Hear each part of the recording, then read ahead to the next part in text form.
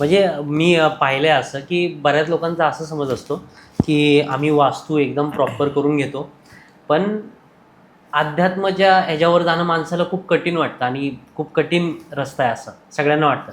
तर त्यांना ते पर्याय करायचे नसतात. आमची कुंडली बघा, आम्हाला उपाय सांगा आणि वास्तुशास्त्र फक्त बघून घ्या, सगळं ओके असेल तर आमचं चांगलं होईल का, असे बऱ्याच लोकांचे प्रश्न असतात. तर ह्याच्यावर तुम्ही काय बोलाल? असंच आत्ता एक रिसेंटली आम्ही एक केस केलो. पुण्यामधले माझे क्लायंट आहेत. ठीक आहे. त्यांच्याकडे आम्ही वास्तूप्रमाणे सगळ्या गोष्टी अरेंज केल्या. ठीक आहे. आणि साधारण आपण सांगतो की 45 ते 90 दिवसात तुम्हाला रिझल्ट येतो. आता तो रिझल्ट कसा येतो ह्याच्यावरती डिपेंड करतं त्याचे कर्माच, की एक्झॅक्टली त्यांनी अगोदर काय केलंय आणि आता बरोबर. आपल्याला माहीत नसतं. आणि आम्ही सगळं केलं.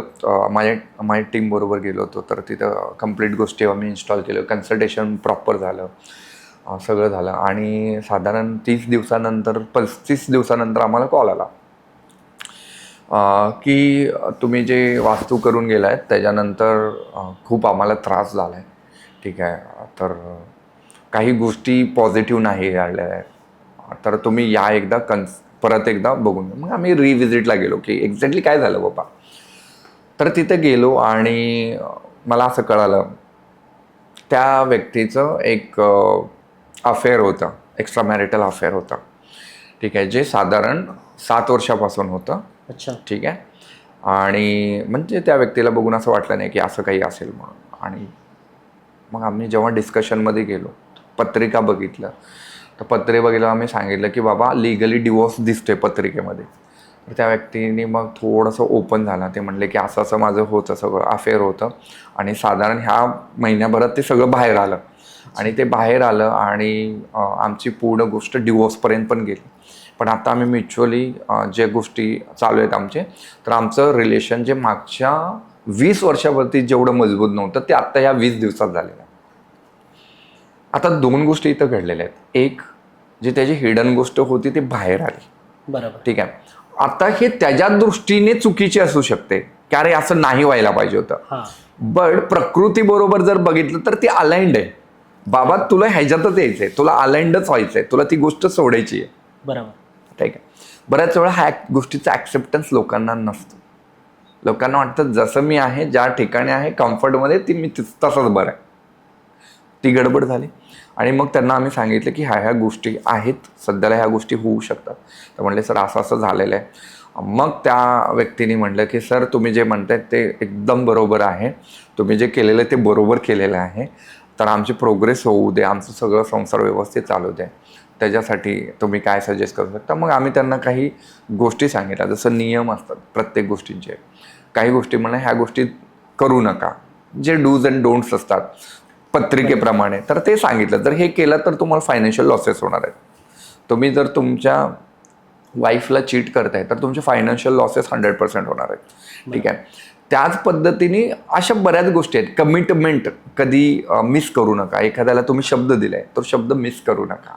ठीक आहे. ते केला तर तुमचे लीगल चार्जेस तुम्हाला लागू शकतात. असे छोटे छोटे नियम त्यांच्या पत्रिका बघून आम्ही त्यांना सांगितलं आणि ती व्यक्ती हॅप्पी झाली. तर म्हणे ठीक आहे. पण जे आम्ही फोनवरती ऐकलो होतो की नाही आमचं असं झालंय, आमचे लॉस झालेत किंवा आमचं लिगल सेपरेशनपर्यंत येऊ शकतं, ही गोष्ट मला तिथे गेल्यावर कळालं की हे सगळं पिक्चरच वेगळं आहे. जेव्हा आपण वास्तू अलाइंड करतो ना, तर तुमचे कर्म पण चांगले असणं गरजेचं आहे. बरोबर. असं नाही की तुम्ही एखाद्याचं खून करून येत आहे आणि तुम्ही म्हणताय की मला वास्तू करू द्या आणि मला जेल होऊ नये, बरोबर. तर ते नाही होऊ शकत. ठीक बरोबर. आहे. जर तुम्ही समाजासाठी घातक एखादी गोष्ट केली असेल तर डेफिनेटली त्याचा कर्माचा जो प्रतिक्रिया आहे ते तुम्हाला भेटणार आहे आणि तो ह्याच जन्मात भेटणार आहे. बरोबर. प्रारब्ध जे भेटते. आणि अध्यात्मामध्ये लोकांना मला असं वाटतं की अध्यात्म 70% लोकांना अजून पण कळत नाहीये किंवा ते अध्यात्माच्या जवळपास पण नाहीये बरोबर. किंवा ते टच पण नाही करत आहेत, तरी असं पण माझं त्यांना मत सगळं आहे. व्यवस्थित पाहिजे. येस. लोकांना काय वाटतं की एखादी व्यक्ती खूप पैसा कमवते तर मग ते आध्यात्मिक नाही आहे. राईट. म्हणजे लोकांचं पॅटर्न कसा बनलाय माहिती आहे का, की एखादा गरीब व्यक्तीच आध्यात्मिक असू शकतो. असा. बरोबर. किंवा एखादा व्यक्ती खूप मोठ्या गाडीतनं बाहेर होतो, अरे हा काय आध्यात्मिक आहे, हा तर दिखावा करतो, राईट. कारण तुमचा ब्रेनचा पॅटर्न तसा बनलेला आहे. बरोबर. तुम्ही कधी बघितलं का एखादा व्यक्ती खूप आनंदी आहे समजा आणि तो हसतोय आणि आपण बघतो त्याला की अरे हा वेड्यासारखं का हसतोय असं म्हणतो ना आपण. का? कारण आपल्याला सवय पडली की लोक खूप सिरियस आहेत असं बघायची. तो पॅटर्नच तसा बनत गेलाय. मग ते अध्यात्माचे जे छोटे छोटे लेयर्स आहेत ना ते आपल्याला कधी कळालेच नाहीयेत. का बरं? माणूस आनंदी नाही राहू शकत, तो गरीब असू दे श्रीमंत असू दे, तो आनंद. पण आपल्याला कसं गंभीर बघण्याची सवय आहे. एखादा व्यक्ती गंभीर बघायचा. बरोबर. देवता ही आपण तो पुसतो जो चमत्कार दाखवतो. का? काही गरज नाही. जेवढे हनुमानांचे मंदिर आहे, गणेशाचे मंदिर आहे, तिरुपती बालाजीचे जेवढे मंदिर आहेत तेवढे प्रभू श्रीरामचे नाही आहेत. रिझन काय माहिती का? कारण लोकांना चमत्कार बघायचा जास्त आवडतो.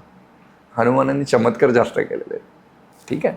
अशा पद्धत आपली धारणा तशी आहे.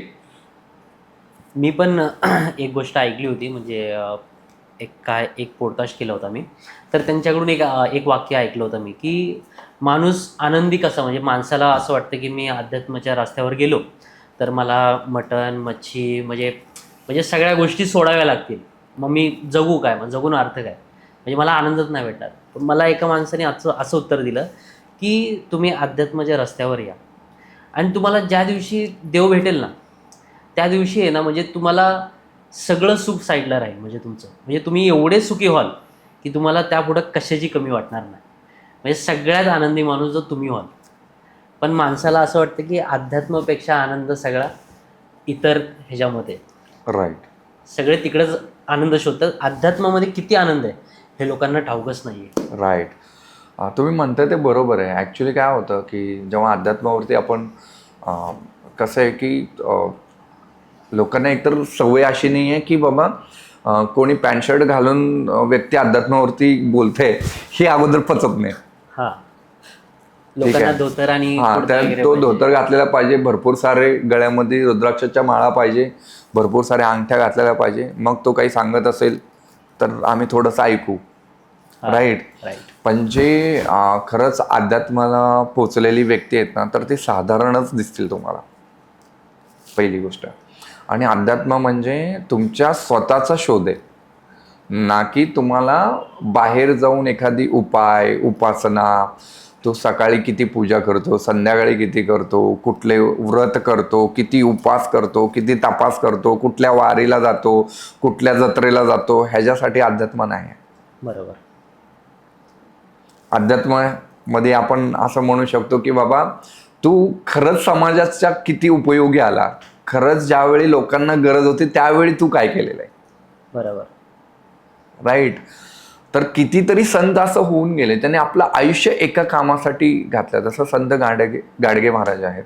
संत गाडगे महाराजांनी बघितलं तर त्यांनी फक्त साफसफाई आहे ना, स्वच्छताचं महत्त्व त्यांनी देऊन गेलं. ज्योतिराव फुले झाले. ठीक आहे. तर त्यांनी शिक्षणासाठी बरंच झटलं. हे काय आहेत, एक एक बी जे आहेत ना ते पेरत गेले आणि त्याचा वृक्ष होताना आत्ता आपण बघतोय.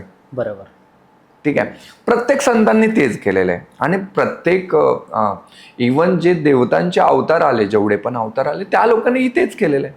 समाजामध्ये कशा पद्धतीने एखादी गोष्ट चांगली करता येईल, समाजाला आपण काय देणं आहे ते करण्यासाठी जे केलं ते अध्यात्म आहे. आज आपण काय करतो की सकाळी पूजा करतोय, दुपारी पूजा करतोय, संध्याकाळी पूजा. त्या पूजा करताना आपलं मन किती एकाग्र आहे नाही आहे. काय आज माझा मुलगा अभ्यास केला असेल का? ठीक आहे. आज बरं ठीक आहे आपण बाहेर कुठं तर आहे किंवा संध्याकाळी आहे की आज उद्या भांडेवाली येईल का नाही. ठीक आहे. उद्या मलाच काम पडणार आहे का? अरे हा विचार कशाला आहे? आज देवळाच्या बाहेर जेव्हा चप्पल सोडतो, आतमध्ये जातो तर चप्पल कोणी चोरू नये ह्याचा विचार तुमच्यात जास्त आहे. बरोबर. ठीक आहे. म्हणजे काय की अध्यात्म काय शिकवतो, तुम्ही आहे तिथं प्रेझेंट मुवमेंटमध्ये राहा, जिथं आहे तिथं राहा. आपण काय करतोय, फ्युचरमध्ये जातोय किंवा पास्टमध्ये जातोय. त्यांनी माझ्याबरोबर असं केलं होतं त्यामुळं मला असं करायचं आता. बरोबर. बऱ्याच लोकांच्या लाईफमध्ये मी जेव्हा व्हिजिट्सला जातो तर लोकांना कॅन्सर वगैरे बघतो आपण. ईशान्येला टॉयलेट असेल तर कॅन्सर होतो, हा एक साधारण वास्तुशास्त्रामधला एक नियम लोक सांगतात. ठीक आहे. ईशान्येमध्ये नैऋत्यामध्ये टॉयलेट असल्यावर कॅन्सर होऊ शकतो, मेडिकल एक्सपेन्सेस होतात, दॅट इज फाईन. पण एखाद्या गोष्टीचं कंटिन्यू गिल्ट आहे तुमच्या मनात, ते तुम्ही जर कॅरी करते 10 वर्ष झालं तर तुम्हाला कॅन्सर तसंही होईल. बरोबर. तर तुमच्या ईशान्येला टॉयलेट असू दे नसू दे. मग हा वैचारिक पातळीवरती जी क्लिन्झिंग आहे ती व्हायला पाहिजे. बरोबर. त्यावेळी ती क्लिन्झिंग होईल ना, त्यावेळी तुम्ही अध्यात्माची एक एक पायरी चढताय असं म्हणताय. आणि लोकांना आपण हे सांगतो की बाबा हे तर आहे, ह्याच्या व्यतिरिक्त अशी काही गोष्ट आहे का तुम्ही एवढा दिवस पकडून ठेवलेली आहे. मग कळतं ते भावकीमधली एखादी गोष्ट काहीतरी झालेली असते, ती अजून होल्ड केलेली असते आणि त्याचा त्रास तुम्हाला दिसतो. मग तो वास्तू पण तुम्ही तशीच निवडता ना.